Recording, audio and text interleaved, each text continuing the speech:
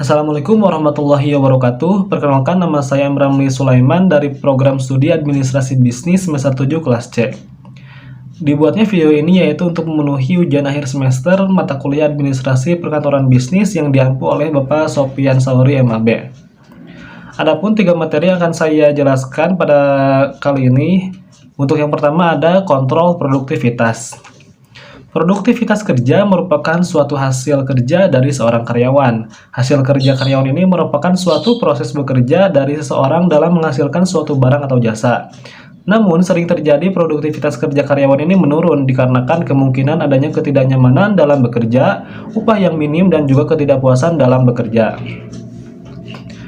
Kemudian ada untuk pengukuran kerja, ini menitik beratkan pada berapa lama tugas dapat diselesaikan dan merupakan input terpenting dalam perencanaan SDM, estimasi biaya pegawai, penjadwalan kerja, penganggaran, maupun dalam mendesain sistem insentif bagi pegawai. Kemudian untuk waktu standar yang dibutuhkan seorang pekerja yang berkualifikasi untuk menyelesaikan tugas dengan menggunakan metode, peralatan, perlengkapan, bahan, serta lingkungan kerja tertentu. Untuk memastikan hasil yang akurat, tugas harus konsisten dari satu pengukuran dengan pengukuran yang lain. Karena fluktuasi hasil, pengukuran akan dengan mudah menghancurkan tingkat kepercayaan terhadap standar kerja yang akan ditetapkan nanti. Guna mengimbangi biaya pengukuran yang cukup mahal, hendaknya hasil pengukuran dapat diterapkan secara menyeluruh di seluruh bidang pekerjaan kantor. Adapun untuk aktivitas yang tata ukur umumnya terdiri atas aktivitas yang membutuhkan jumlah pengambilan keputusan yang cukup banyak dan tidak terus-menerus. Kemudian untuk program dan teknik ini ada sebelumnya pengukuran ini menggunakan hendaknya manajer administrasi melakukan beberapa perencanaan dan investigasi secara menyeluruh dari berbagai alternatif yang tersedia. Untuk jumlah pilihan yang tersedia tersebut akan memungkinkan mereka untuk mengembangkan program yang sesuai dengan situasi, kondisi, serta kebutuhannya.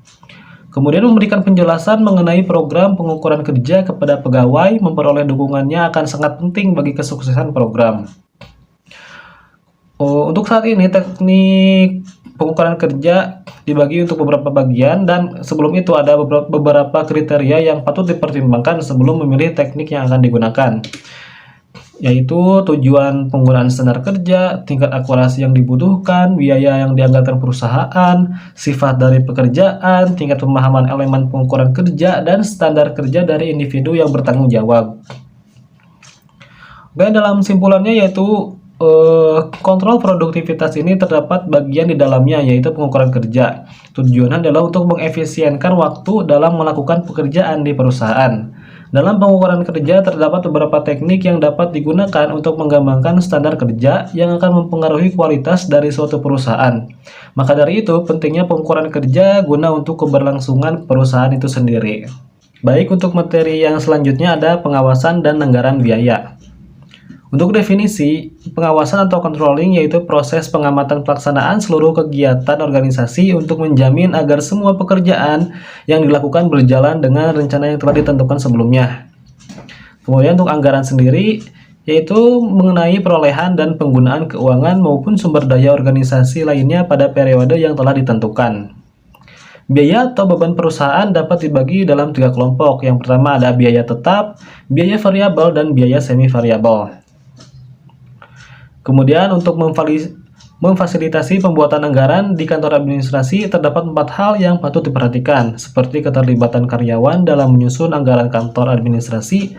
Anggaran harus dapat merefleksikan perkiraan dari biaya operasional, anggaran harus dipersiapkan untuk keadaan di luar perkiraan, dan yang terakhir ada pegawai harus merasa menjadi kesatuan dalam anggaran. Dalam pengadaan anggaran ini, sebagian besar organisasi akan meraih keuntungan yang meningkat apabila anggaran yang dilakukan cukup tepat serta teliti dan perbedaan biaya aktual dengan anggaran adalah minimal. Kemudian dalam persiapan laporan anggaran, terdapat beberapa hal yang perlu diperhatikan seperti dalam situasi tertentu, manajer dan eksekutif mempunyai tanggung jawab yang cukup luas dan cenderung meningkat dari waktu ke waktu. Kemudian ketika menampilkan angka dalam laporan, perbandingan dasar harus disajikan, membantu pembaca meningkatkan informasi laporan sebanyak mungkin, dan lain sebagainya. Kemudian dalam kontrol biaya ada hal yang perlu diperhatikan seperti mengembangkan standar biaya pada beberapa kegiatan administrasi perkantoran, mengembangkan kesadaran biaya yang ditimbulkan pada karyawan, membantu pengembangan prosedur operasi yang efisien, dan lain sebagainya. Kemudian ada beberapa teknik yang dapat digunakan untuk mengontrol biaya administrasi perkantoran, yaitu standar biaya, yaitu dengan menerapkan standar biaya dari setiap kegiatan administrasi yang dilakukan, proses pengontrolan akan lebih mudah dilakukan oleh manajer. Kemudian ada mengambil tindakan koreksi, kemudian ada studi analisis biaya. Cara ini dilakukan untuk memperbandingkan biaya periode saat ini dengan periode yang sebelumnya. Kemudian ada unsur yang paling penting dari mengontrol biaya perkantoran ada seperti berikut. Seperti biaya perorangan, biaya perlengkapan dan material, biaya peralatan, biaya kerja, biaya overhead. Ya, mungkin dari kesimpulannya yaitu pengawasan atau controlling, proses pengamatan pelaksanaan seluruh kegiatan organisasi untuk menjamin agar semua pekerjaan yang dilakukan berjalan sesuai dengan rencana yang telah ditentukan. Tidak semua administrasi perkantoran perlu dikontrol biayanya, misalnya dalam penerapan sistem pengarsipan elektronis yang tentunya membutuhkan training dan melibatkan semua tenaga kerja administrasi perlu dilakukan tanpa melakukan kontrol biaya yang harus dikeluarkan. Karena tanpa training yang layak, pegawai akan kurang mengetahui bagaimana sistem tersebut akan berjalan. Baik, untuk materi yang terakhir ada organisasi dan komunikasi. Apa itu organisasi? Perilaku organisasi dikenal sebagai studi tentang organisasi. Studi ini merupakan bidang yang mempelajari organisasi dan memanfaatkan metode-metode dari ekonomi, sosiologi, ilmu politik, antropologi, dan psikologi. Adapun dimensi iklim organisasi menurut Litwin dan Swinger dijabarkan atau diukur melalui 5 dimensi, yaitu tanggung jawab, identitas, kehangatan, dukungan, dan konflik. Kemudian untuk tujuan organisasi secara spesifik, tujuan organisasi dapat dipandang secara mikro atau individu atau kelompok dalam bidang tertentu maupun secara makro, yaitu tujuan organisasi itu sendiri. Adapun faktor yang mempengaruhi kinerja organisasi menurut Atmosopratov bahwa kinerja suatu organisasi akan sangat dipengaruhi oleh faktor internal maupun eksternal. Kemudian itu apa? Itu komunikasi. Secara etimologi, kata komunikasi berasal dari bahasa Inggris communication yang mempunyai akar kata dari bahasa Latin communicare. Kata komunikasi sendiri memiliki 3 kemungkinan arti, yaitu to make common atau membuat suatu menjadi umum, kamen munus berarti saling memberi sesuatu sebagai hadiah, dan kamen munir yaitu membangun pertahanan bersama. Komunikasi meliputi 5 unsur sebagai jawaban yang diajukan, yakni komunikator, pesan, media, komunikan, dan efek. Bagaimana terjadinya proses komunikasi? Proses komunikasi terbagi menjadi 2 tahap, yakni secara primer dan secara sekunder. Tujuan komunikasi itu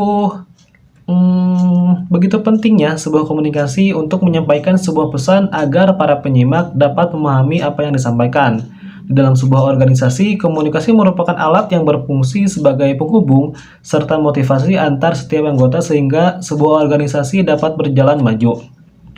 Komunikasi dalam organisasi yang pertama untuk meningkatkan motivasi, ada menjadikan sumber informasi, mengubah sikap individu, membantu dalam bersosialisasi, dan membantu dalam proses pengendalian. Oke, mungkin cukup sekian yang bisa saya sampaikan. Mohon maaf bila ada banyak kekurangan. Billahi sabil haq, fasabaikul khairat. Wassalamualaikum warahmatullahi wabarakatuh.